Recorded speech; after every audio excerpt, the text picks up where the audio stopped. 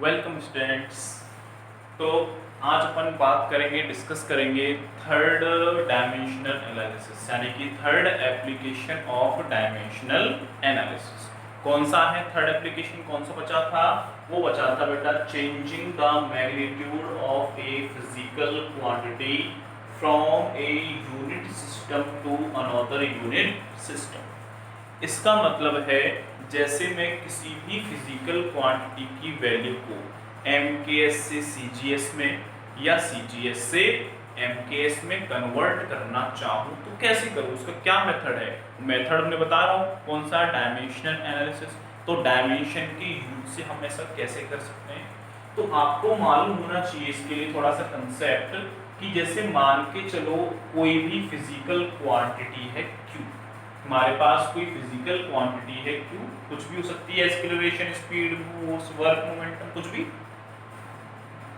उसको यदि मैं एमकेएस सिस्टम में मेजर कर रहा हूं तो उसकी जो न्यूमेरिकल वैल्यू है, मैग्नीट्यूड है, वो है n1 और उसकी जो यूनिट है वो क्या है u1। किस सिस्टम में? एमकेएस में। ठीक है। और यदि मैं उसी क्वांटिटी को, क्वांटिटी वही है सेम, उसी क्वांटिटी को यदि मैं सीजीएस सिस्टम में लिखना चाहता हूं तो मान के चलो सीजीएस सिस्टम में उसका मैग्नीट्यूड है n2 और यूनिट हो जाती है चेंज होगी u2, इसमें सीजीएस। ठीक है ना? तो अपन ने सिस्टम जो है यूनिट्स का चेंज कर दिया, क्या क्वांटिटी बदली क्या? भाई ऐसा थोड़ी है भी एमकेएस में एस्केलरेशन को एस्केलरेशन कहेंगे तो सीजीएस में एस्केलरेशन का नाम कुछ और हो जाएगा, या एमकेएस सिस्टम में हम स्पीड कहते हैं और सीजीएस सिस्टम में कुछ और कहते हैं। नहीं, सीजीएस में भी वही नाम रहते हैं, यानी क्वांटिटी क्यू तो वही रहेगी, फर्क बदल क्या रहा है? सिर्फ मैग्नीट्यूड ऑफ यूनिट। तो इनके जो एलएचएस है वो इक्वल है, इसका मतलब इनके आरएचएस भी इक्वल होंगे। ठीक है। अब जो यूनिट है u1 u2, एक तो सबसे मेन चीज ये आपको रिलेशन मालूम रहना चाहिए, n1 u1 equals to n2 u2। n1 u1 quantity को रिप्रेजेंट करता है एमकेएस सिस्टम में, n2 u2 रिप्रेजेंट करता है सीजीएस सिस्टम में। अब यदि देखो मुझे एमकेएस की वैल्यू मालूम है, सीजीएस में मालूम नहीं है, तो वही यूनिट तो पहले मालूम रहते हैं, यूनिट तो फिक्स है, यूनिट तो रिपीट आएगी पूरी, ये तो कभी चेंज होंगी नहीं। चेंज कौन होता है? सिर्फ मैग्नीट्यूड। तो मुझे कहा गया है कि इस n2 की वैल्यू कैलकुलेट करो, तो सिंपल सा फॉर्मूला बन गया, n2 equals to n1 u1 upon u2। Formula बन गया direct, n2 equals to n1 u1 upon u2। ठीक है, इस फॉर्मूले से अपन कैलकुलेट करेंगे, लेकिन u1 by u2, n2 equals to n1 तो है जो न्यूमेरिकल वैल्यू है, मैग्नीट्यूड है, वो अपन को क्वेश्चन में दिया जाता है, लेकिन u1 u2, u1 है यूनिट इन एमकेएस सिस्टम और u2 है यूनिट इन सीजीएस सिस्टम। अब मान के चलो एमकेएस सिस्टम में इस यूनिट को हम, भाई सिंपल है, एमकेएस है तो हम मास, लेंथ और टाइम के रूप में रिप्रेजेंट करेंगे। सीजीएस है तो भी हम मास, लेंथ और टाइम के रूप में ही रिप्रेजेंट करेंगे इसी फॉर्म में यूनिट को, तो क्योंकि हम मैकेनिक्स पढ़ेंगे यहाँ जूनियर क्लास में। क्या पढ़ेंगे? मैकेनिक्स पढ़ेंगे, और मैकेनिक्स यूनिट्स कौन सी होती हैं? मास, लेंथ और टाइम। तो अपन जो डायमेंशन लिखते हैं किस फॉर्म में लिखते हैं बेटा? मास, लेंथ और टाइम के फॉर्म में। अब u1 है, ऊपर क्या है? u1 एमकेएस यूनिट के लिए, तो हो सकता है एमकेएस के लिए भी मास m1 हो, लेंथ l1 हो, टाइम t1 हो। और ऐसे ही u2 क्या है? सीजीएस सिस्टम की यूनिट, तो हो सकता है सीजीएस सिस्टम की यूनिट में मास m2 हो, लेंथ l2 हो और टाइम t2 हो। लेकिन क्या इनकी पावर्स बदलेंगी? जैसे मान के चलो मैं इधर थोड़ा और वाइट लिख देता हूं उसको, m1 l1 t। अब मान के चलो एमकेएस सिस्टम में जो डायमेंशंस हैं वो ABC हैं, यानी m1a, l1b, t1c। तो फिर u2 यानी सीजीएस सिस्टम की डायमेंशंस क्या होंगी? बताओ, सोचो, थोड़ा सा दिमाग पे जोर डालो। भाई क्वांटिटी तो सेम है Q, और डायमेंशन क्वांटिटी की होती है ना कि यूनिट सिस्टम की। डायमेंशन किसकी होती है बेटा? क्वांटिटी की होती है ना कि यूनिट सिस्टम की। तो चाहे वो हम एमकेएस में लिखें चाहे हम सीजीएस में लिखें, डायमेंशन सेम रहेंगी, ए बी सी। डायमेंशन किसे कहते हैं? मास, लेंथ और टाइम की वैल्यू के ऊपर लगने वाली पावर्स को हम डायमेंशन कहते हैं। तो मान के चलो एमकेएस में यूनिट की वैल्यू हो गई m1a, l1b, t1c, और सीजीएस में क्या हो गई? m2a, l2b, t2c। हाँ, m1 l1 की जो mlt की वैल्यू है वो अलग अलग यूनिट सिस्टम में अलग अलग हो सकती है। जैसे भाई मास को एमकेएस में किलोग्राम बोलते हैं और सीजीएस में ग्राम। तो m1 का मतलब किलोग्राम है और m2 का मतलब क्या है? ग्राम है। लेंथ को हम एमकेएस में मीटर बोलते हैं, सीजीएस में सेंटीमीटर। तो L1 का मतलब है यहाँ मीटर और L2 का मतलब है सेंटीमीटर। टाइम को दोनों में सेकंड बोलते तो उसको कोई मतलब ही नहीं है। लेकिन बेटा चाहे अपन मास को चाहे किलोग्राम में मेजर करें चाहे ग्राम में, जो डायमेंशन है डायमेंशन तो सेम रहेगी। ठीक है, डायमेंशन रिप्रेजेंट करती है कि वो जो मास है बच्चों, चाहे वो किलोग्राम में है चाहे वो ग्राम में है, वो कितनी बार आता है। जैसे अपन बात करते हैं भाई एमकेएस में एक्सीलरेशन की यूनिट होती है मीटर पर सेकंड स्क्वायर और सीजीएस सिस्टम में होती है सेंटीमीटर पर सेकंड स्क्वायर। ठीक है, तो देखो लेंथ एमकेएस में भी एक बार है, सीजीएस में भी एक बार है। इसका मतलब यहाँ भी L1, यहाँ L1 की पावर L1, यहाँ L2 की पावर L2। ठीक है ना, तो इस चीज को अपन रिप्रेजेंट करते हैं। तो ये हो गया अपना फॉर्मूला। तो देखो अपन इसको और थोड़ा कन्वर्ट कर लेते हैं, N2 = N1। यहाँ देखो M1 और M2 के सेम पावर है, तो मैं लिख देता हूँ M1/M2 की whole power A into L1/L2 की होल पावर B, क्योंकि देखो L1 L2 भी सेम ही तो पावर है, इनटू T1/T2 की होल पावर C। ये फॉर्मूला हो गया। जो ये कब है? जब हम ये मान रहे हैं कि N1U1 MKS में है और N2U2 CGS में है। उल्टा कन्वर्ट कराता है CGS से MKS में, तो हो जाएगा भैया N1 = N2U2/U1। फर्क ये रह जाएगा M2/M1 की पावर A, L2/L1 की पावर A और T2/T1, सॉरी M2/L1 की पावर A, L2/L1 की पावर B और T2/T1 की पावर C हो जाएगा। ये फॉर्मूला हो जाएगा। तो अपन को ये वाला फॉर्मूला याद रखना है। ठीक है, तो मैं इस फॉर्मूले को थोड़ा एक कोने में रख लेता हूँ याद रखने के लिए, अपन को बाद में काम है। तो अपन का क्या फॉर्मूला बना सकते हैं? देखो N2 = N1 और M1/M2 की पावर A। ठीक है, इनटू L1/L2 की पावर B इनटू T1/T2 की पावर C। ये मैंने फॉर्मूला यहाँ लिख लिया है, थोड़ा सा ध्यान रहे। ठीक है, इस तरह से मैंने फॉर्मूला लिख लिया। अब दूसरी चीज क्या, ये फॉर्मूला कब काम करेगा? 1 वाला सिस्टम में वो तो MKS का है, 2 वाला वो CGS का है। अब मैं न्यूमेरिकल लेता हूँ फॉर एन एग्जांपल, तो इसको आप वीडियो पॉज करके एक बार देख लेना बेटा इसको। अब देखो जैसे कि न्यूमेरिकल ले लिया मैंने एक, कि अपने पास फोर्स है। क्या है? फोर्स। फोर्स है भाई MKS सिस्टम में फोर्स की वैल्यू है 20 न्यूटन। कितनी है? 20 न्यूटन। किसमें है? MKS में। तो CGS में क्या होगा? CGS में इसकी वैल्यू कितनी होगी? तो आपको देखो बेटा N1 की वैल्यू दी है 20, N2 की वैल्यू पूछी। ठीक है, चेक करते हैं। देखो तो फॉर्मूला बताया था मैंने, देखो N2 = फॉर्मूला लिख रहा है ना सामने, N1 × M1 की अपॉन M2 की पावर A इनटू L1/L2 की power B into T1 upon T2 की पावर फिर दिया फॉर्मूला। अब वैल्यूज पुट करते हैं, n2 इक्वल्स टू n1 की वैल्यू कितनी है 20, m1 l1 t1 कौन से हैं mks के हैं। दोबारा बताऊं बेटा, 1 वाला किसको रिप्रेजेंट कर रहा है mks को। mks में m मतलब मास, मास को किससे रिप्रेजेंट करते हैं किलोग्राम। m2 मतलब cgs, cgs में किससे रिप्रेजेंट करते हैं ग्राम।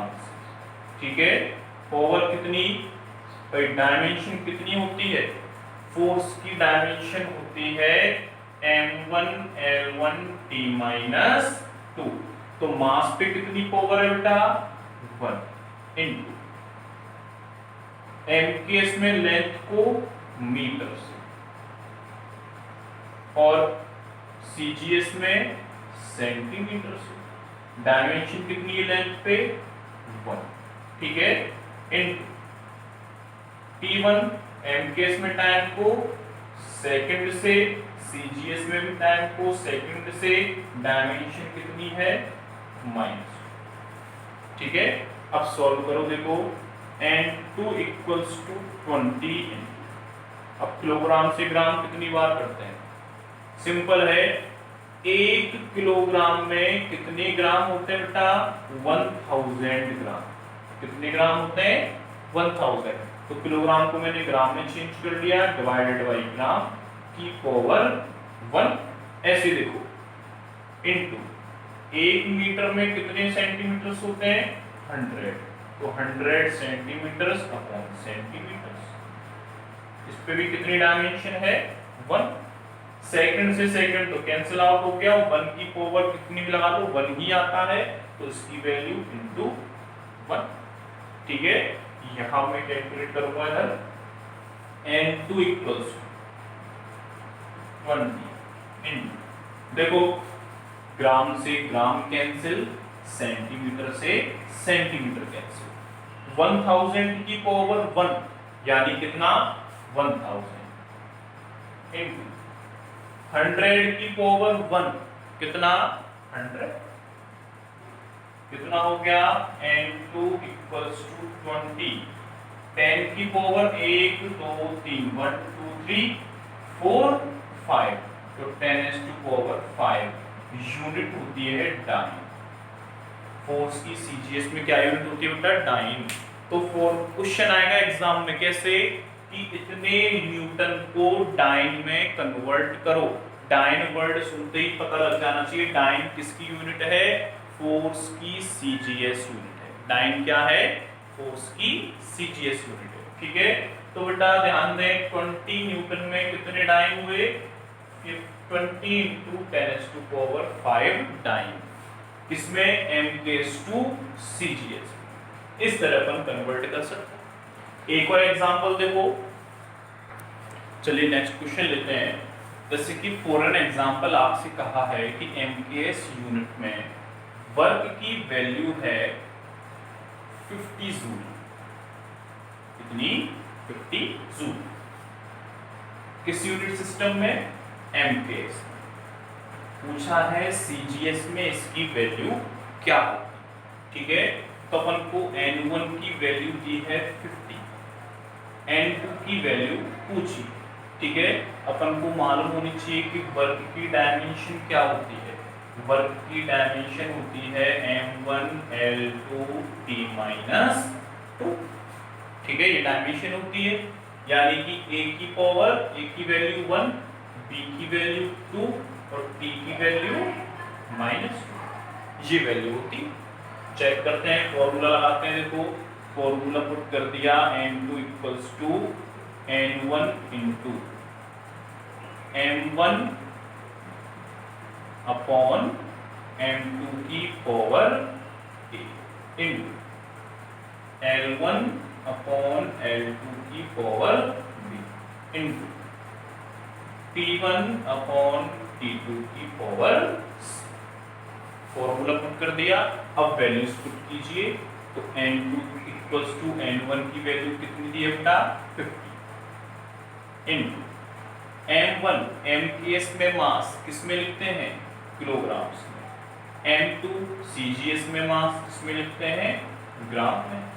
A की वैल्यू 1 इन L1 MKS में लेंथ किस में लिखते हैं, मीटर में। L2 CGS में लेंथ किस में लिखते हैं, सेंटीमीटर में। वो B की वैल्यू 2 इनटू MKS और CGS में दोनों में ही टाइम को किस में लिखते हैं, सेकंड में। C की वैल्यू माइनस। ठीक है, अब सॉल्व करते हैं। देखो तो N2 equals to 50 into kilogram में कितने ग्राम्स होते हैं बेटा, 1000। ये ग्राम और नीचे भी क्या हो गया, अब ग्राम। पावर कितनी, 1 इंटू 1 मीटर में कितने सेंटीमीटर्स होते हैं, 100 सेंटीमीटर्स। ठीक है, मीटर को चेंज कर लिए सेंटीमीटर्स में, नीचे भी क्या है, सेंटीमीटर। पावर कितनी है, 2 इंटू, ये तो लिखने का मतलब ही नहीं है, सेकंड से कैंसिल आउट हो गया, सेकंड क्या बचा, 1, क्योंकि 1 पे कितनी भी पावर हो क्या आता है, 1 आता है। ठीक है ना, ग्राम से कैंसिल आउट ग्राम, सेंटीमीटर से कैंसिल आउट सेंटीमीटर।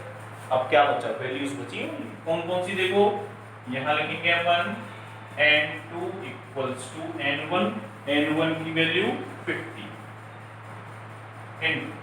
देखो 1000 पे पावर 1 यानी कि 1000 इंटू 100 पे पावर कितनी, 100 पे पावर 2, 100 का स्क्वायर 10,000, कितना 10,000 लिख दिया। सॉल्व कर लीजिए। N2 इक्वल्स टू 50 इंटू देखो 10 की पावर करो कितनी है, 1 2 3 4 5 6 7, 10 टू पावर 7। ये हो गई CGS वैल्यू।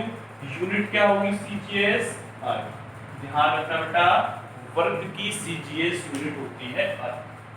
MKS में लिखते हैं जूल, CGS में लिखते हैं अर्ग। वैसे होती है kilogram into metre square by second square.